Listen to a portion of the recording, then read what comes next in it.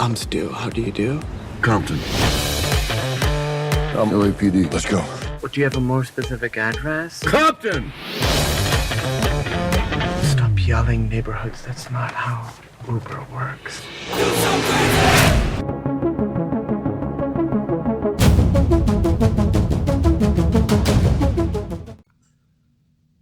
Hello everyone. Do you like movies? How about movies with a lot of action? And of course, funny parts. Well, today's video is about a movie called Stuber. This is a movie about a guy named Stu who drives an Uber. That's the name, get it? Stuber? See, this movie is so funny that even its title is a joke. In the movie, Stu works for the actual company Uber, not some sort of made-up movie equivalent. This raises a couple questions. For one, is this an actual movie or is it a commercial for Uber? Was Uber paid or had a hand in writing this movie? And finally, is this movie supposed to be entertaining or is it some sort of corporate propaganda? Well, here's some thoughts on the company Uber. Am I the only person who's bothered by the fact that Uber doesn't seem to comply with any US labor laws? Now, when I used to go get a sandwich growing up, the deli that I'd go to had a big sign on it that said, "No shoes, no shirt, no service." Uber might as well have its own sign that says, "No health insurance, no unemployment benefits, no minimum wage, no problem, come work for us." In fact, the entire premise behind Uber just seems like a scheme to me to avoid having to pay people benefits and treat them like actual employees. I can imagine the founders of Uber sitting around thinking about how they're going to come up with their business. What would we need for a national taxi service? Well, the first answer would be a shit ton of employees. Of course, paying people the minimum wage, offering them health insurance and other benefits, that would get real expensive. So the founders of Uber just said, fuck it, we're not going to do that. And you know what? Nobody seems to care. You never read about the government investigating Uber for not following labor regulations, do you? And here's the thing that's really interesting. The thing that really keeps me up late at night. We have 50 states in the United States. We're supposed to be a federalist country. That means that each state is supposed to be able to make its own laws.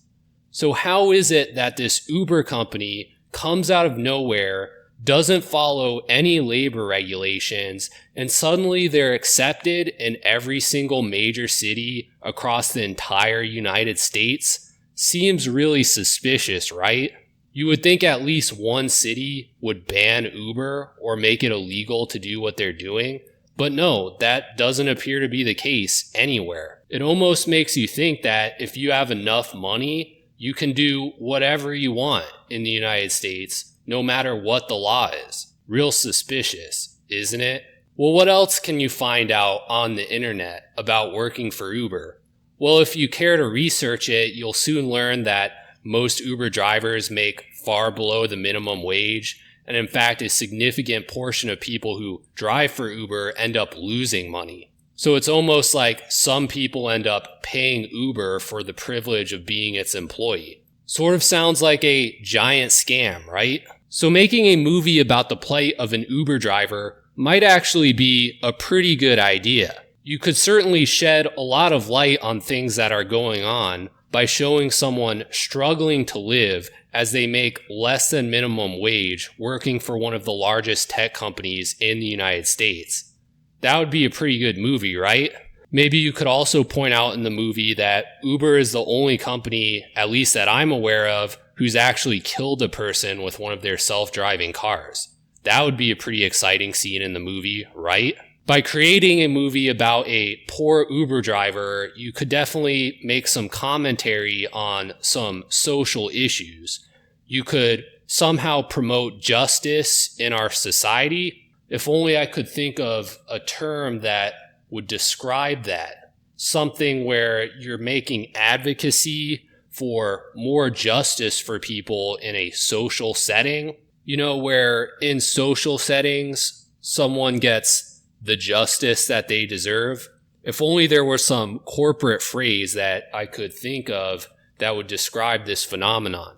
That could be something that this movie could definitely strive for. Unfortunately, that's not what Stuber is about at all. No, Stuber is a movie focusing on something far more important. This is a movie that looks to target toxic masculinity. So according to the lead actor, Kamali Nanjiani, didn't back in the day when people immigrated to the United States, they were forced to change their first name to a real name. From now on, I think I'll just refer to this guy as Andrew.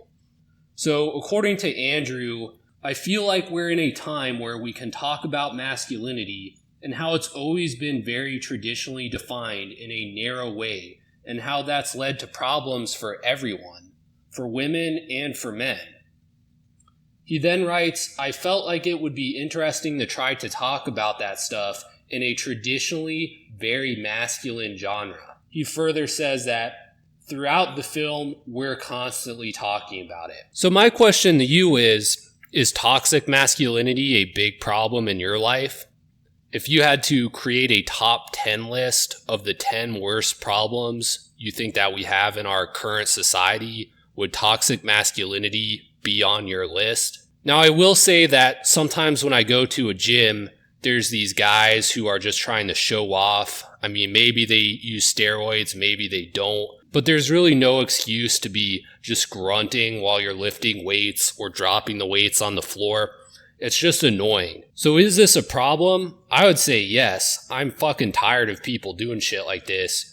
But is this a major problem in our society? Am I constantly having to deal with this on a daily basis all of the time?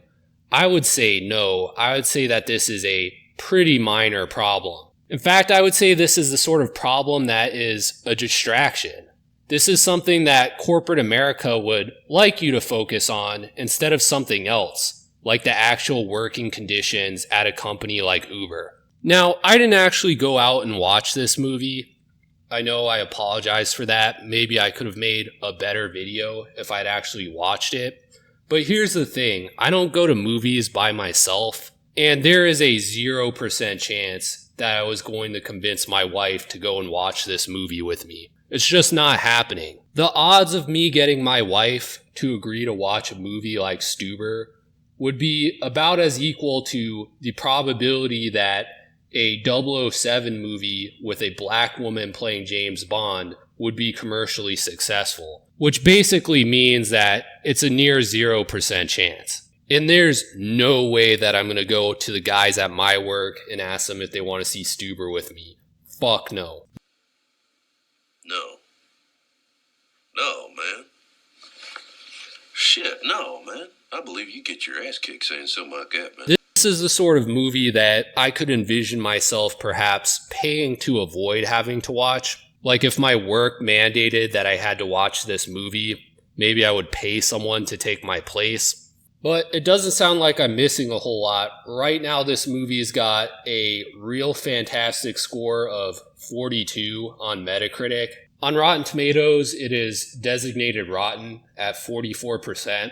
I know Rotten Tomatoes is kind of a shit site, but I thought I'd throw that out there as well. And the box office returns for this movie are absolute shite. Apparently nobody wants to watch this movie, so I guess there is some truth to the whole go woke, go broke thing. Out of curiosity, I looked up the director who directed Stuber, and I have to say, I've never heard of any of these movies that this guy's directed. I assume his most popular movie that he directed was a movie called Fubar, and I'm basing that off the fact that he created a sequel to it, Fubar 2, but I haven't heard of either of these movies or anything else that this guy's directed. So I guess I shouldn't be surprised that this movie turned out to be an absolute train wreck with both critics and the audience. The reality, though, is that for a movie like Stuber, I don't think the goal was to make a really good movie. I don't think they really cared that the movie was critically well received or not.